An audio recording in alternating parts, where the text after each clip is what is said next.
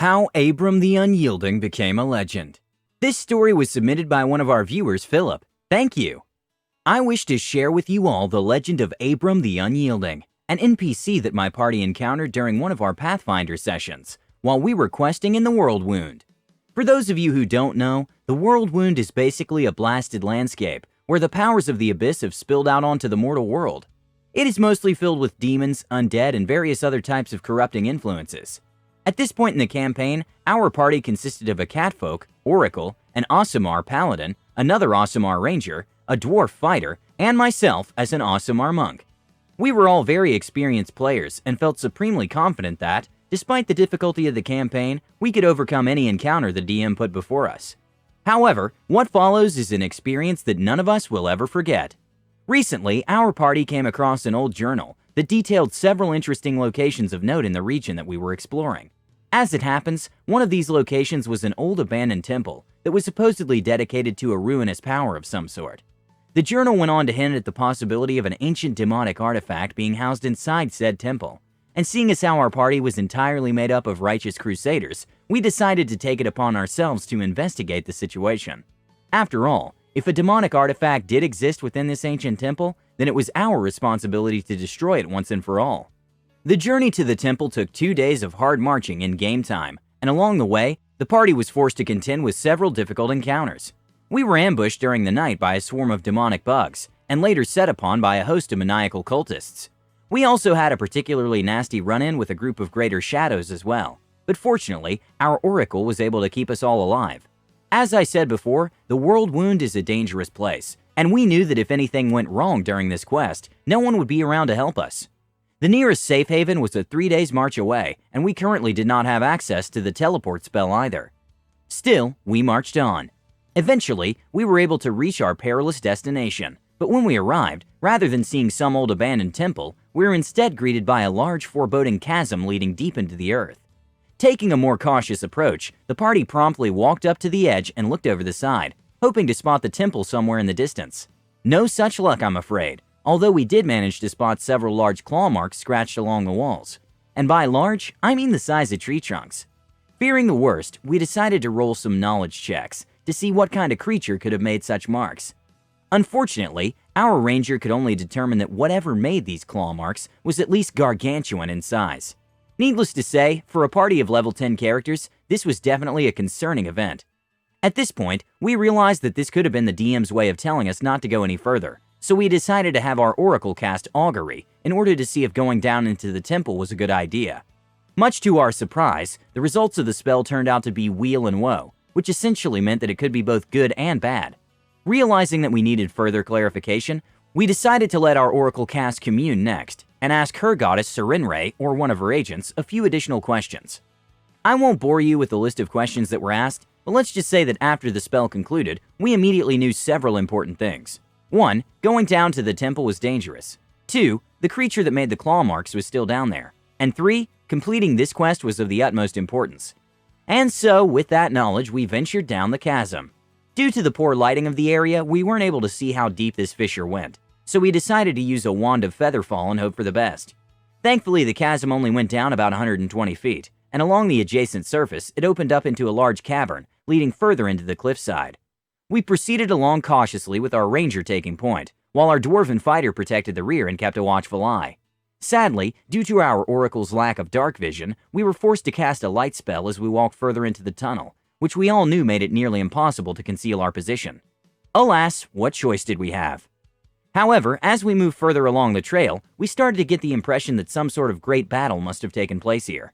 After all, there were several scattered piles of bones and broken armor strewn throughout the cavern floors, and while this certainly didn't help to ease the party's concerns, we were already too committed to turn away now.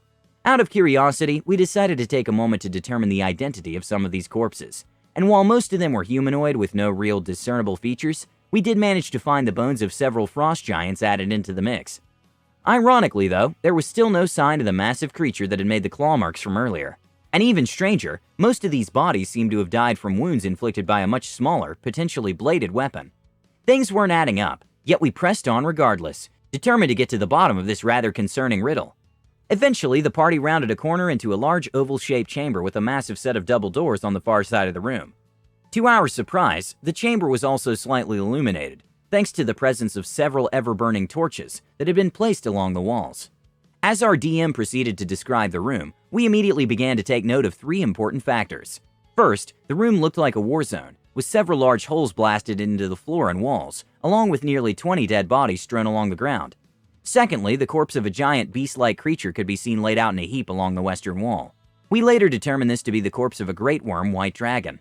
And last but not least, a mysterious old man holding a broken sword and wearing a broken set of full plate could be seen sitting near the double doors that led into the temple, muttering to himself in a barely audible voice. Needless to say, we were shocked into silence. Fearing that this might be a trap and realizing that the old man hadn't noticed us yet, our party quickly huddled together and started casting some spells. Detect Evil was the first on our list, but to our surprise, the old man did not register as evil at all.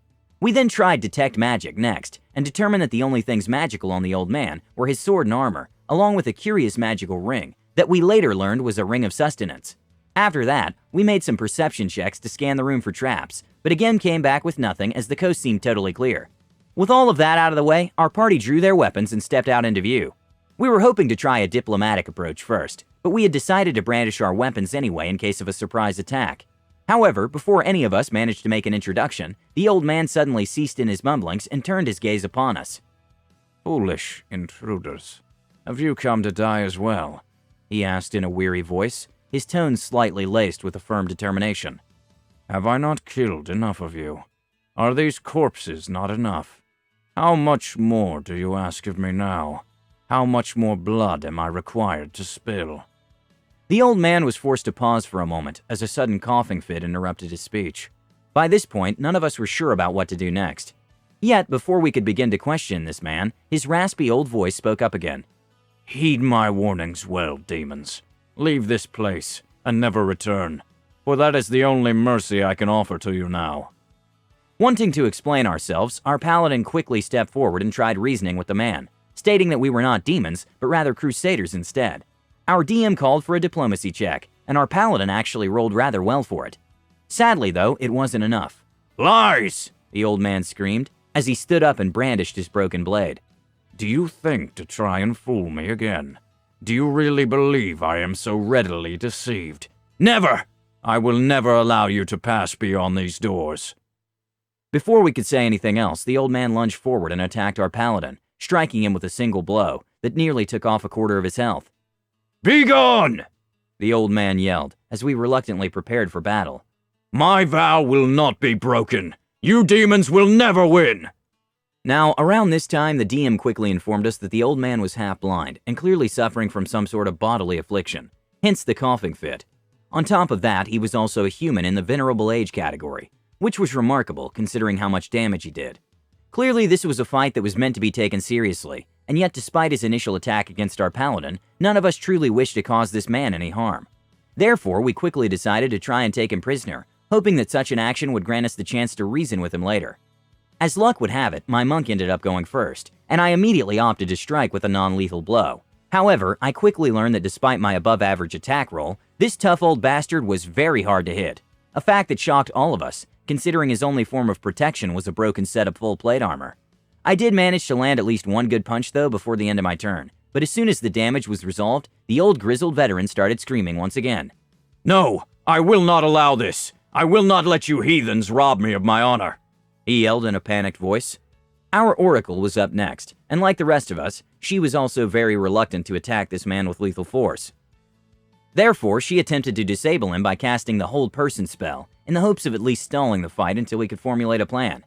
However, what happened next truly caught us off guard, for just as our DM was about to roll his save, the old man suddenly raised his voice and pleaded towards the heavens. "Pelura, I beseech you, please, give me the strength to honor my oath." Now, for those of you who don't know, Pelura is an angelic imperial lord of constellations, northern lights, and homesickness.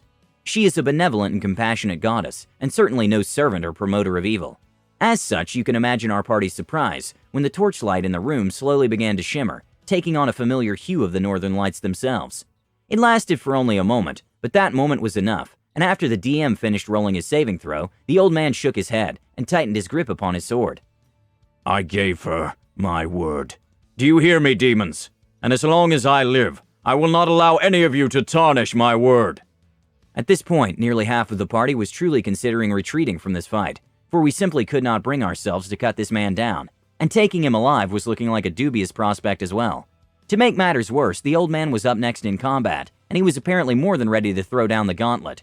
After only 4 attacks, our Oracle was reduced to a third of her health, while our Paladin was struggling at well below half. It was then that we were forced to make a critical decision: run away now or stand our ground and fight. In the end, after each of us offered up our prayers to our gods, we decided to hold fast and see this thing through. The party was forced to make the decision to stand their ground and to see the fight against Abram to the end. The battle itself was brutal and full of tension, with each of us nearly going down on more than one occasion. Thankfully, our Oracle managed to keep us all healed up, and with our Fighter and Ranger tanking most of the damage, we slowly started to pull ourselves back into the fight. In the end though, it was our Paladin who finally managed to land the killing blow, as he forcefully drove his blade through the old man's chest, causing his rusty, broken sword to slip slowly from his hands. However, rather than collapsing right away, the old man simply stood there impaled upon the blade, gazing over the Paladin's shoulder with a vacant look in his eyes. The rest of the party stood there in silence, as the old man stretched out his hands and struggled to speak, while a gentle stream of tears slowly fell from his eyes. Pelura, please, forgive me. I did the best I could. I beg you with all my heart. Let me go home. After muttering that final prayer, the old man slid down and fell upon his back, his lifeblood flowing freely from the gaping wound in his chest. In that moment, not a single one of us could think of anything to say, as we watched this great warrior breathe his last breath before the light in his eyes was finally snuffed out. We had done it. We stood as the victors, but we felt no sense of triumph, only a deep gnawing guilt that we had somehow just committed a heinous and unforgivable act. Our party still had so many questions that needed to be answered. Who was this man? What oath had he been talking about? And why did the goddess Pelura favor him so?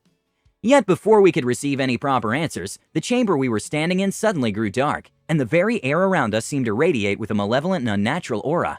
From out of the ground sprang a miasma of dark, unholy power, hissing and chittering like a swarm of hungry locusts, as a deep and savage voice echoed in our minds. "He is ours," it whispered in a tone filled with hate. "We shall claim him in the name of our god. The Lord of Locusts will have his due."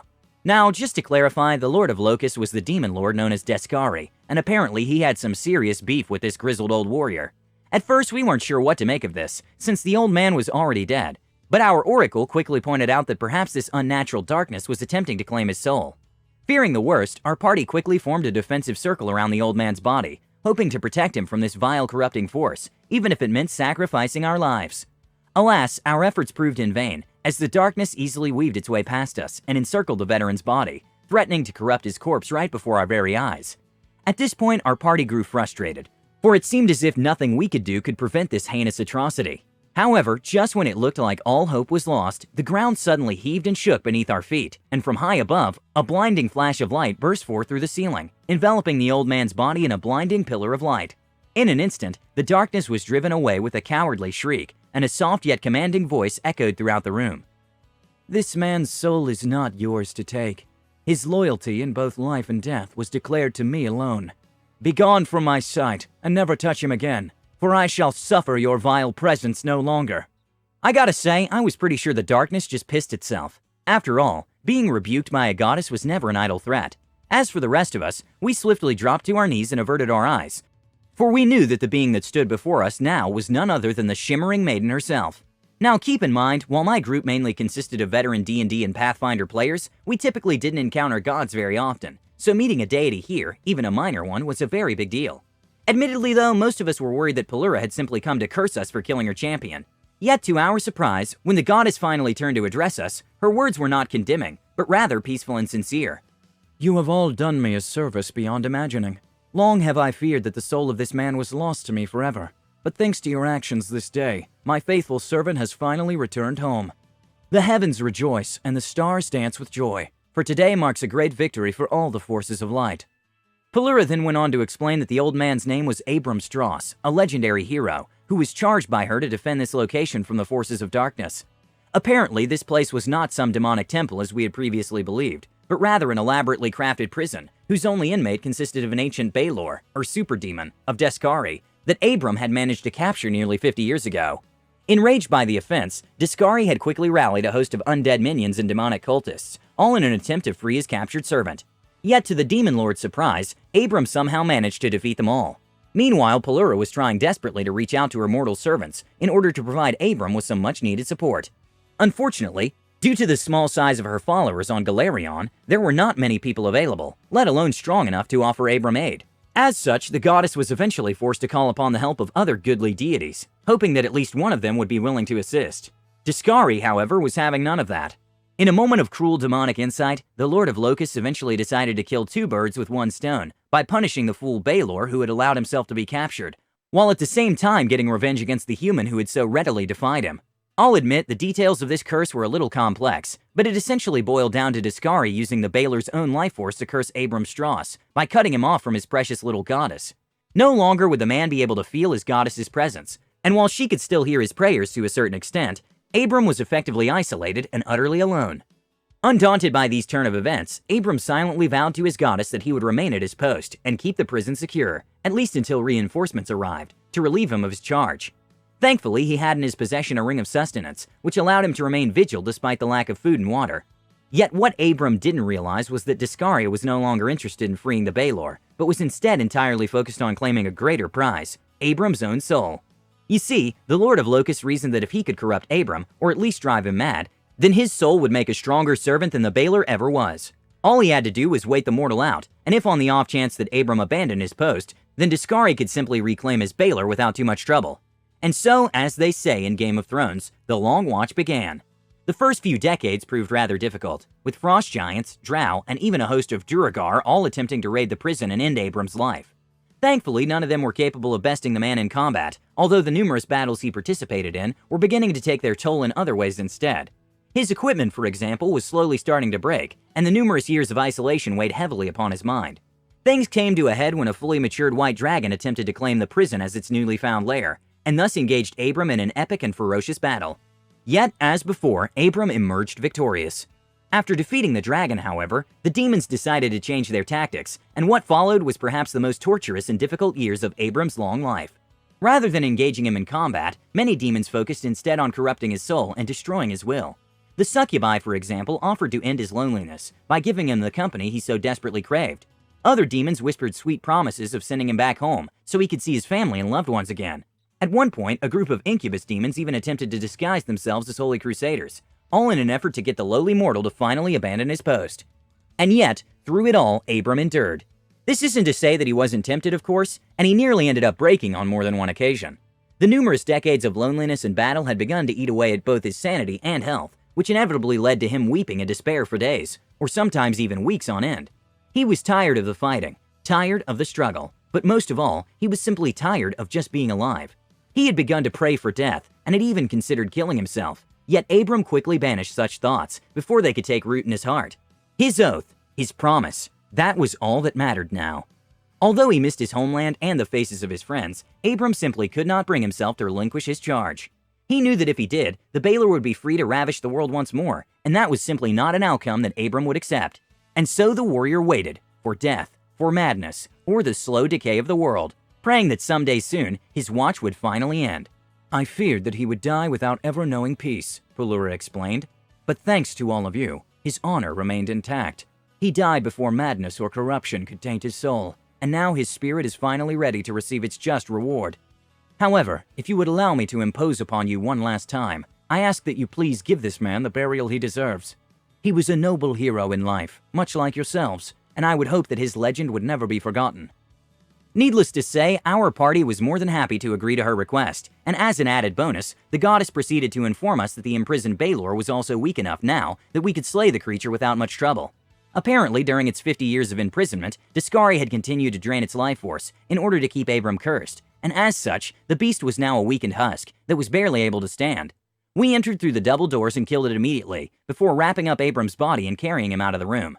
Eventually, we managed to make it back to a nearby Crusader outpost, where we immediately told everyone about what had transpired. Later that night, we held a massive funeral service, and finally laid Abram to rest, and we even paid to have his sword and armor fixed and buried them alongside him. Over the next few days, word quickly spread about the courageous old fighter who stood against the forces of evil and refused to bend the knee. The stories about his strength, dedication, and loyalty to his goddess became an inspiration to everyone who heard it. His life was not pointless, and his death was not in vain. He was a warrior who would not yield and choose the easier path, and he is a reminder that even in our darkest hours, we should never give up the fight. This is his legacy. This is his truth. This is the legend of Abram the Unyielding. A legend is born. What an inspiring character that really had a powerful impact on the players. Have you ever run into an NPC that became legendary? Please tell us of your experiences and comment your reactions below. Don't forget to subscribe to our channel, All Things D&D. Our next video will be posted in 3 days, so stay tuned for more amazing Dungeons & Dragons content.